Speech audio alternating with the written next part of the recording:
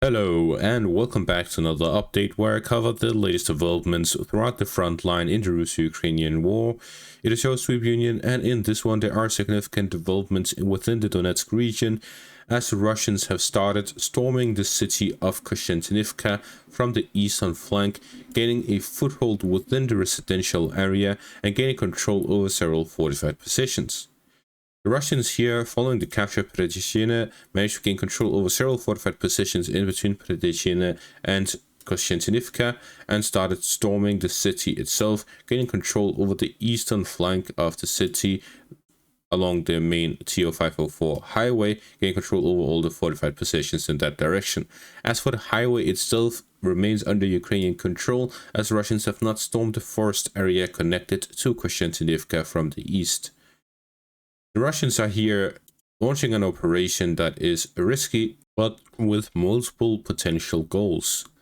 The Russians storming Kostyantynivka leaves the gap between Pokrovsk and Zaporizhzhia much smaller. The supply line supplying the Ukrainian forces here in the eastern parts now go through the foothold that the Russians have gained within the city.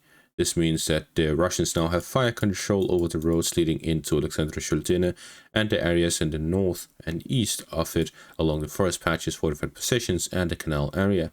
This means a combined push by the Russians towards Zaporizhzhia, gaining full control over the town, and from the Pokrovsk direction to the south will allow them to gain control over all of the fortified positions and the whole area in between the two settlements, connecting the forces between Toretsk in the south and Chasiv Yar in the north.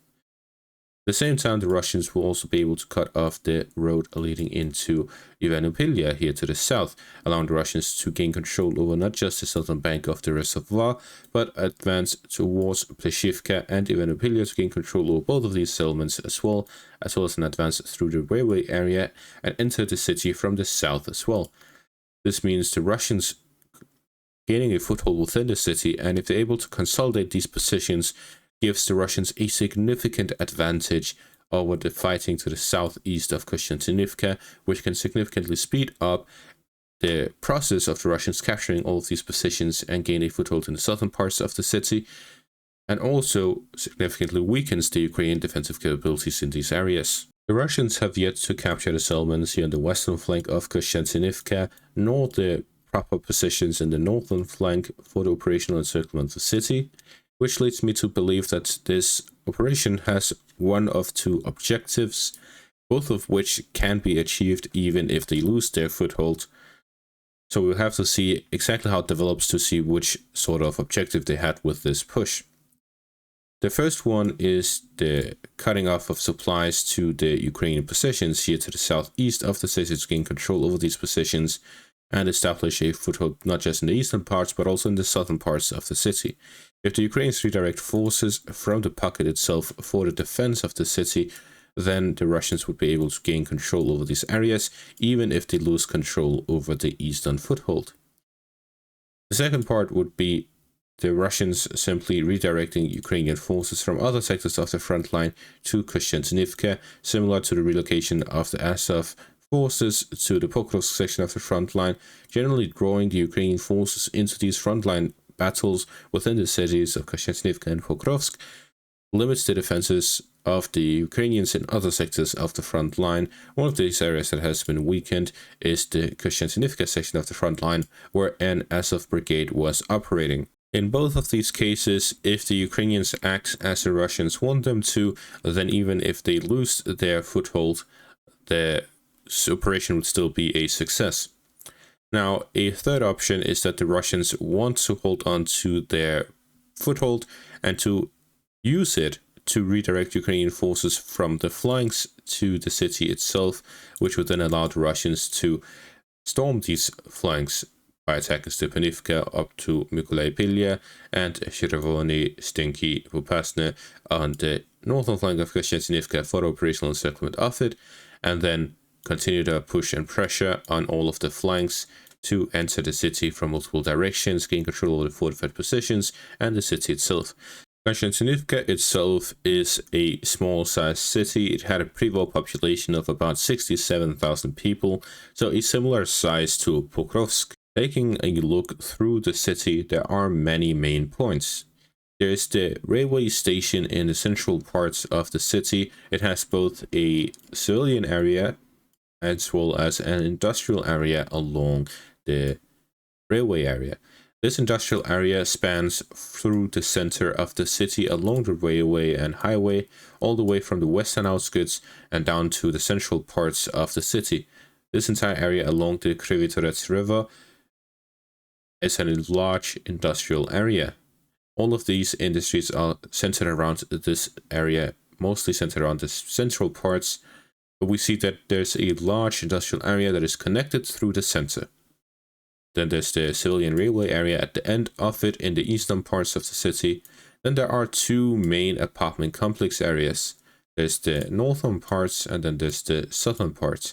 Both of these areas are fairly large, while the remaining parts there are some smaller residential areas with apartment complex buildings, but the remaining parts are all regular residential areas with small buildings, houses, where the defense and offense in these areas is not very powerful. Drones can penetrate the roofs and walls of these buildings, which makes it very difficult for any force to establish a large presence within them without taking a lot of casualties, which could explain the Russian foothold here in the eastern parts, because there's no significant position in the near vicinity which the Ukrainians can use as a defensive position.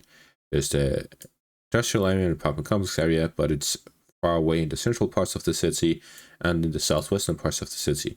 As for the eastern parts, there is just a regular residential area all the way up to an industrial area and the apartment complex area in the central parts.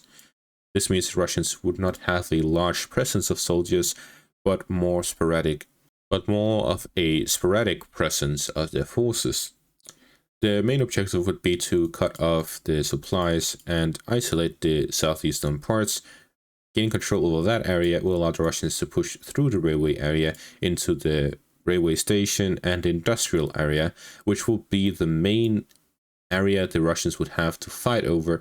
Gaining control over the industrial area means gaining control over Kostyantynivka, as they would have control over the main supply line leading all the way to the western parts of the city. They'll have an area where they can concentrate their forces for offensive operations on the flanks. It is generally the one objective the Russians have with the capture of Kostyantynivka would be to gain control over the industrial area, the very large industrial area that goes through from the central to the western parts of the city. The other developments over the past 24 hours are centered around the northern flank of Pokrovsk, where the Russians managed to advance northwest of Poltavka. The Russians are here developing offensive operations following the capture of Poltavka and the fortified positions to the north of the town in the direction of Shachove and Volodymyrivka. The Russians are storming Volodymyrivka from the south, where battles continue over the town itself. There's the river line to the north and the river line to the west, which means that it's fairly isolated. The Russians will likely gain control over Volodymyrivka within the coming days. And at the same time, with the developments in the direction of Shachove, the Russians are here working on gaining control over that town as well. This is to secure the eastern flank of their operations in the northern direction of Pokrovsk, where they're looking to gain control over the areas here up to Kostyantynivka. Gain control of Shachove, Volodymyrivka will open up the road for Turetske and Sofivka, where they can gain control of additional two settlements, which will significantly limit the Ukrainian counterattack capabilities on the eastern flank of this push in the northern flank of Pokrovsk.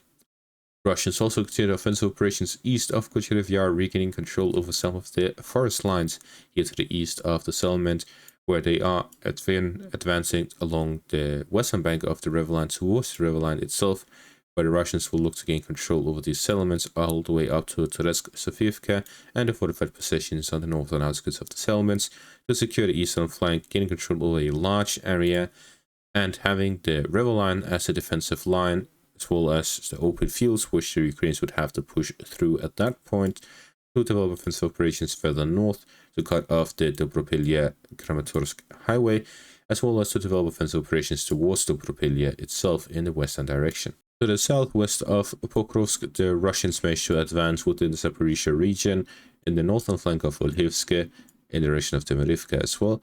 The Russians are here developing offensive operations on the southern bank of the defensive line in the Zaporizhzhia region. The Russians have focused their offensive operations to the east and to the north of the defensive line, which has forced the Ukrainians to redirect most of their forces in that direction. Now that the Russians are also attacking the southern flank of the defensive lines, they are looking to redirect the Ukrainian forces, spreading them out rather than having them concentrated in one area, allowing them to gain control over additional settlements by pushing through some of these areas that are not being prioritized by the Ukrainian forces. The Ukrainians do not have a lot of manpower. This is why the relocation of forces from other sectors of the front line to the Pokrovsk direction left them vulnerable and out for large advances by the Russians, while the Ukrainians were re-establishing their positions and strengthening their fortifications. The Russians took advantage of the lack of manpower and managed to advance both in the Kupiansk and the Kostyantynivka directions. If the Ukrainians are forced to spread out their forces further, then their counterattack capabilities in the western flank of Pokrovsk would weaken. The Ukrainian forces that were relocated to this wide section of the front line. They were numbering around 10,000 forces that were relocated to this direction. If they are forced to spread out even further, then their offensive capabilities would weaken even further and will turn into a completely defensive battle. That's it for the frontline developments. As for the meeting between Zelensky and Trump in the White House, again, similar to the Putin-Trump talks, not a lot was agreed upon. There were some deals where Zelensky promised that through European funds they would buy $100 billion worth of military equipment from the United States, as well as a $50 billion drone deal between Ukraine and the United States. However, these are just pledges. They happen all the time. As for concrete agreements between Trump, Putin, and Zelensky, none have happened so far. They're planning on a trilateral meeting between Trump, Putin, and Zelensky to agree on a peace deal. When this happens, Trump said we would know within 1 to 2 weeks whether it is going to happen and whether a peace deal is realistic. Therefore, the meetings up to this point have simply been inconclusive. We'll have to see whether it continues or not. And that is going to be all for this update. Thank you for watching. Make sure to leave a like, subscribe, check out my Patreon and YouTube membership for additional content. Thank you for watching and have a great day.